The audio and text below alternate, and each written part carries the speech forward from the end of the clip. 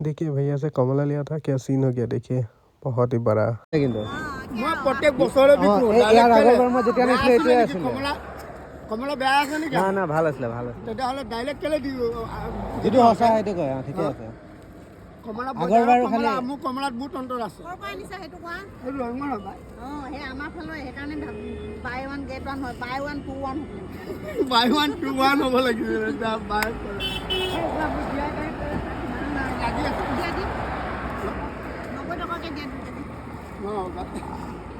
মলে দি দিলো পাৰ কৰে নিছা আকৌ আমাক আৰে ভাই যিটো দাম আৰু কমলা বাৰি কম হৈছে আপুনি যদি পাৰ হয় তো সব খুৱাই ফেসবুক ইউটিউব সবতে দি দিম কত বাইকত লছো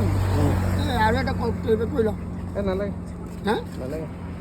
ফাটি যাব দে এটা কৰিবি হৰু